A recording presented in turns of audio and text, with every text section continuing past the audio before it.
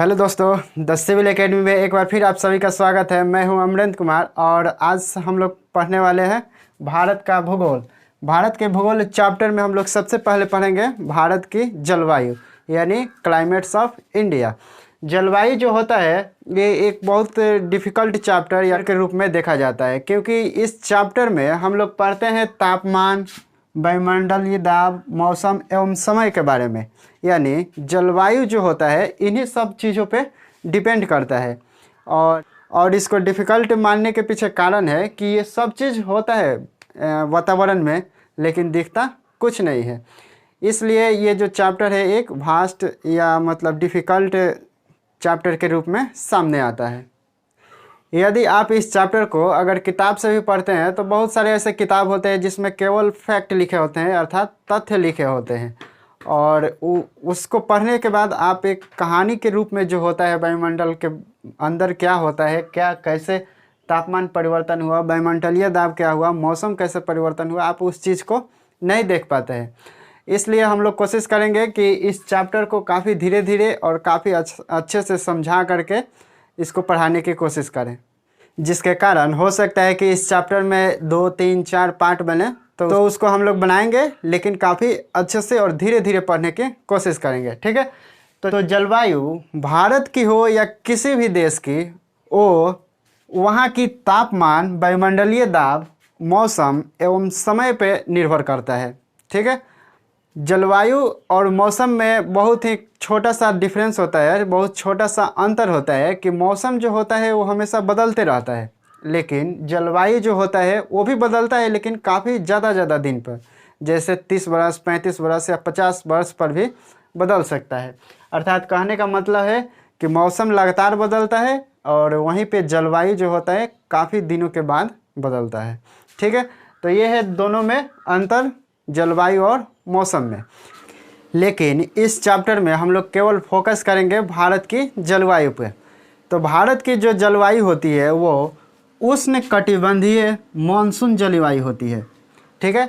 यहाँ पे जलवायु जो है दो चीज़ों से मिलकर के बना है, एक उष्णकटिबंधीय और एक मानसून। उष्णकटिबंधीय अलग चीज़ है और मानसून जो है अलग चीज़ है। तो हम लोग सबसे पहले देखेंगे कि उष्णकटिबंधीय क्या होता है। ठीक है। उष्णकटिबंधीय जो है वो क्या होता है। ठीक है। उष्णकटिबंधीय क्या होता है, अर्थात भारत की जो जलवायु है वो उष्णकटिबंधीय तो कैसे है। ठीक है। उसी चीज़ को अब हम लोग समझेंगे। उष्णकटिबंधीय को समझने के लिए एक ग्लोब हम लोग देखते हैं, जिसको बीचों बीच जो लाइन होती है वो विषुवत रेखा कहलाता है। ये है विषुवत रेखा, और इसी विषुवत रेखा के जो दक्षिणी गोलार्ध में 23.5 डिग्री पे होता है उसको मकर रेखा बोलते हैं। यानी कि ग्लोब के जो सबसे बीच वाला जो लाइन होता है, अर्थात ग्लोब को जो दो भागों में बांटता है, उस रेखा को विषुवत रेखा बोलते हैं, और उसके जो ऊपर विषुवत रेखा के 23.5 डिग्री जो उत्तरी गोलार्ध में रेखा होती है उसको कर्क रेखा बोलते हैं, और वहीं पे विषुवत रेखा के जो दक्षिणी गोलार्ध में 23.5 डिग्री पर होता है उसको मकर रेखा बोलते हैं। यहीं पे कर्क रेखा और मकर रेखा के बीच में सूर्य का जो किरणें होती है सबसे ज़्यादा होती है, अर्थात यहाँ पे गर्मी बहुत ज़्यादा होता है। और भारत की जो स्थिति है वो उत्तरी गोलार्ध में ऐसे है, यानी आधा भारत या भारत की जो दक्षिणी हिस्सा है ये वाला, ये उत्तरी गोलार्ध में आता है, जहाँ पे भारत आधा आधा हो जाता है। एक बार फिर हम लोग देखते हैं कि ये एक ग्लोब है जिसको बीचों बीच जो रेखा जाती है उसको विषुवत रेखा बोलते हैं। अर्थात ग्लोब को दो भागों में बांटने वाली जो रेखा होती है वो विषुवत रेखा होती है, और विषुवत रेखा के उत्तरी गोलार्ध में 23.5 डिग्री पे एक रेखा होती है जिसको कर्क रेखा बोलते हैं, और वहीं पे विषुवत रेखा से 23.5 डिग्री पे दक्षिणी गोलार्ध में जो रेखा होती है उसको मकर रेखा बोलते हैं। और यहीं पे मकर रेखा और कर्क रेखा के बीच सूर्य सबसे ज़्यादा चमकता है, जिसके कारण यहाँ पे गर्मी बहुत ज़्यादा होती है। और कर्क रेखा एक ऐसी रेखा है जो भारत को दो भागों में बांटती है, अर्थात भारत जो है उत्तरी गोलार्ध में है और भारत को दो भागों में बांटने वाली जो रेखा है वो है कर्क रेखा। यहीं पे कर्क रेखा और मकर रेखा के बीच जितने भी सूर्य के किरणें चमकती है, जिसके कारण यहाँ बहुत ज़्यादा गर्मी होता है, इसी क्षेत्र को उष्णकटिबंधीय क्षेत्र कहा जाता है। अब यहाँ पे हम लोग समझेंगे कि भारत का जो है आधा ही क्षेत्र उष्णकटिबंधीय के रूप में आ रहा है, तब भी हम लोग बोलते हैं कि भारत की जो जलवायु है वो उष्णकटिबंधीय जलवायु होती है। तो इसके पीछे कारण है, ठीक है। भारत के ये जो कर्क रेखा है, ये नीचे वाला उष्णकटिबंधीय और ऊपर वाले को शीतोष्ण कटिबंधीय कहा जाता है, ठीक है। फिर भी भारत की जो जलवायु होती है वो उष्णकटिबंधीय होती है। तो इसके पीछे दो कारण है। उष्णकटिबंधीय भारत की जलवायु उष्णकटिबंधीय होने के पीछे दो कारण है। पहला कारण है कि यहाँ पे जो हिमालय पर्वत है, पहला कारण है हिमालय के उपस्थिति भारत के उत्तरी दिशा में। ये हिमालय पर्वत क्या करता है कि इधर चीन और साइबेरिया से आए हुए ध्रुवीय हवा या अर्थात शीतल हवा, यहाँ पे साइबेरिया जो है रूस के पूर्वी भाग को साइबेरिया कहा जाता है, जहाँ पे बहुत ठंडी ठंडी हवा होती है। तो चीन और साइबेरिया से आए हुए ठंडी हवा को यहीं पे हिमालय पर्वत रोक देता है, जिसके कारण भारत में वो प्रवेश नहीं कर पाता है। और यही कारण होता है कि भारत में जो वास्तविक ठंडी होती है वो नहीं आ पाती है। क्यों? क्योंकि चीन और साइबेरिया से आए हुए शीतल हवाएं को हिमालय पर्वत यहीं रोक देती है, ठीक है। अर्थात कहने का मतलब है कि भारत में जो वास्तविक ठंडी होती है वो नहीं आ पाती है। यहीं पे हम लोग देखेंगे कि जो चीन और साइबेरिया है, वहाँ के मतलब जो भी लोग होते हैं, जो जब भारत में घूमने के लिए आते हैं नवंबर दिसंबर में भी, तो हाफ पैंट या ऐसे बनियाने पहन करके ही घूमते रहता है। इसके पीछे कारण है कि यहाँ पे भारत में जो नवंबर दिसंबर में ठंडी होती है, उसके कई गुना ज़्यादा वो ठंडी वहीं पे झेल चुका रहता है, जिसके कारण भारत में उसे आने पर गर्मी महसूस होता है, ठीक है। यानी भारत में जो ठंडी का मौसम होता है या जो ठंडी का वेदर होता है वो वास्तविक रूप से नहीं हो पाता है। और इसको समझने के लिए एक और चीज़ देखते हैं कि जो कर्क रेखा भारत को दो भाग में बांटती है, तो उष्णकटिबंधीय के क्षेत्र में भारत की दक्षिणी भाग आता है। दक्षिणी भाग जहाँ पे बहुत ज़्यादा गर्मी होता है, गर्मी होने के कारण वहाँ के जो लोग होते हैं ज़्यादा काला काला होता है, अर्थात जो साउथ के आदमी होते हैं वो काफ़ी काला काला होते हैं, इसलिए कि वहाँ पे धूप ज़्यादा पड़ता है। यानी सूरज की जो किरणें होती है वो उष्णकटिबंधीय क्षेत्र में ज़्यादा होने के कारण साउथ इंडियन के जो लोग होते हैं वो काले हो जाते हैं। और वहीं पे जो चीन, साइबेरिया, इंग्लैंड के जो व्यक्ति होते हैं वो काफ़ी गोरा गोरा होता है। इसके पीछे कारण होता है कि उस सब के देश में जो ठंडी होती है बहुत ज़्यादा होती है, ठीक है। और यहीं पे जो हिमालय पर्वत है एक तरीक़ा से जलवायु विभाजक का कार्य करता है। ये कर्क रेखा जलवायु विभाजक का कार्य नहीं करता है, लेकिन हिमालय पर्वत जलवायु विभाजक का कार्य करता है। क्यों? क्योंकि चीन और साइबेरिया से आए हुए जो ठंडी हवाएं हैं या ध्रुवीय हवा है वो भारत में प्रवेश नहीं करने देता है, ठीक है। जिसके कारण पूरे भारत जो है एक उष्णकटिबंधीय जलवायु के रूप में देखा जाता है, ठीक है। अब हम लोग देखते हैं कि भारत को उष्णकटिबंधीय जलवायु होने के पीछे दूसरा कारण क्या है, ठीक है। तो दूसरा कारण है कि कर्क रेखा और मकर रेखा के बीच काफ़ी ज़्यादा गर्मी होती है, अर्थात सूर्य की किरणें काफ़ी ज़्यादा मात्रा में चमकती है। और यहीं पे जब ज़्यादा मात्रा में चमकती है अर्थात ज़्यादा गर्मी होता है, तो जो यहाँ पे जल उपस्थित होगा उसका वाष्पीकरण भी बहुत ज़्यादा होगा। तो उसी तरीक़े से हिंद महासागर में जो हवाएं बहती है या हिंद महासागर से जो हवाएं उठती है उसमें नमी की मात्रा बहुत ज़्यादा होती है, अर्थात आर्द्रता से परिपूर्ण होती है। और यही हवाएं जब भारत में प्रवेश करती है, अर्थात इस नमी भरे हवाओं को हिमालय पर्वत भारत में ही रोक देता है, जिसके कारण पूरे भारत में बरसात होने लगता है। ठीक है, एक बार फिर हम लोग इस चीज़ को देखते हैं कि भारत की जो जलवायु है वो उष्णकटिबंधीय है। उष्णकटिबंधीय कैसे है? तो भारत की जो स्थिति है, उत्तरी गोलार्ध में कर्क रेखा भारत को दो भागों में बांटती है। कर्क रेखा और मकर रेखा के बीच सूर्य की किरणें बहुत ज़्यादा मात्रा में चमकती है, जिसके कारण यहाँ गर्मी जो होता है बहुत ज़्यादा होता है। तो हिमालय पर्वत की उपस्थिति, अर्थात भारत के उत्तर दिशा में हिमालय पर्वत जो है वो चीन और साइबेरिया से आए हुए शीतल हवाओं को रोक देता है, अर्थात भारत में नहीं आने देता है, जिसके कारण भारत जो है वो एक उष्णकटिबंधीय जलवायु मानी जाती है। और दूसरे में क्या होता है कि जब कर्क रेखा और मकर रेखा के बीच बहुत ज़्यादा गर्मी होती है तो यहाँ उपस्थित जलों का वाष्पीकरण भी बहुत ज़्यादा होता है। और इसी का कारण है कि जब हिंद महासागर से हवाएं उठती है तो उसमें नमी की मात्रा ज़्यादा होती है, अर्थात वो आर्द्रता से परिपूर्ण होती है।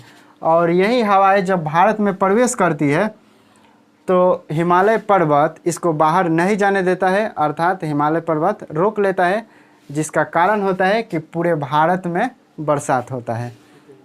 तो यही था दो कारण जिसके कारण बोला जाता है कि भारत की जो जलवायु है वो उष्णकटिबंधीय है। अब हम लोग यहाँ से देखेंगे कि भारत जो है एक मानसून जलवायु वाला देश है, तो कैसे है। ठीक है, मानसून जलवायु जो है वो दो प्रकार का होता है, एक उत्तर पूर्व मानसून और एक दक्षिण पश्चिम मानसून। ठीक है, मानसून एक अरबी शब्द है जिसका अर्थ होता है मौसम। मौसम बदलने के साथ ही हवाओं की जो दिशा होती है वो भी बदल जाती है। ठीक है, यानी मौसम जैसे जैसे बदलता है उसके बाद हवाओं की दिशा भी उसके विपरीत हो जाती है। जैसे यहाँ पे ठंडी और गर्मी का जो हवाएं हैं वो एक दूसरे के विपरीत है। ठीक है, यहाँ पर हम लोग देखेंगे कि उत्तर पूर्व मानसून क्या है, यानी कि उत्तर और पूरब, ये है पूरब और ये है उत्तर, यानी कि इस क्षेत्र से जो हवाएं आती है वो स्थल खंड से काफ़ी ऊपर होती है, जिसके कारण इन हवाओं में नमी नहीं होता है। इन हवाओं में नमी नहीं होने के कारण ये बरसात कराने में सक्षम नहीं होती है। एक बार फिर हम लोग देखते हैं कि उत्तर पूर्व मानसून में जो हवाएं आती है वो स्थल खंड से ऊपर होती है, जिसके कारण इसमें नमी नहीं पाया जाता है। और वही कारण होता है कि इन हवाओं से भारत में बारिश नहीं हो पाता है। लेकिन जैसे ही ये हवाएं भारत के पूर्वी तट से आती है तो यहाँ से आते आते आते ऐसे बंगाल के खाड़ी होकर के पार करती है, जहाँ पे बंगाल की खाड़ी से उसको नमी प्राप्त हो जाता है। और यही हवा आगे चल कर के तमिलनाडु के कोरोमंडल तट पे टकराती है, यानी कि ये जो पूरब तट से हवाएं आई वो बंगाल की खाड़ी से नमी प्राप्त कर ली और यहीं आगे बढ़ते हुए तमिलनाडु के कोरोमंडल तट पे टकराती है, जिसके कारण कोरोमंडल तट पे वर्षा होने लगता है। अर्थात कहने का मतलब है कि कोरोमंडल तट पर भी ठंडी के मौसम में भी बरसात होता है। ठीक है, उसके बाद हम लोग देखते हैं कि दक्षिण पश्चिम मानसून क्या है। दक्षिण पश्चिम जो मानसून है वो ग्रीष्म ऋतु अर्थात गर्मी के मौसम में आता है, जो हिंद महासागर से निकलता है। अर्थात हिंद महासागर से जो हवाएं निकलती है उसमें नमी की मात्रा ज़्यादा होती है, जिसके कारण भारत में वर्षा होती है। अर्थात भारत में जो वर्षा होती है उसका 90% भाग जो होता है वो दक्षिण पश्चिम मानसून के कारण ही होता है, जो ग्रीष्म ऋतु में होता है। अब हम लोग यहाँ से देखते हैं कि भारत में वर्षा अर्थात भारत में वर्षा होने के पीछे कारण क्या है। यानी कि भारत में जो बदलते मौसम होता है उसको हम लोग पहले देख लेते हैं कि भारत में आखिर मौसम जो होता है वो कैसे बदलता है। तो मौसम बदलने के पीछे कारण है कि एक बार फिर हम लोग ग्लोब देखते हैं। ग्लोब जिसको दो भाग में जो बांटता है वो विषुवत रेखा है, और विषुवत रेखा के उत्तरी गोलार्ध में 23.5 डिग्री पे जो होता है वो कर्क रेखा है, और इसके दक्षिणी गोलार्ध में जो होता है वो मकर रेखा होता है।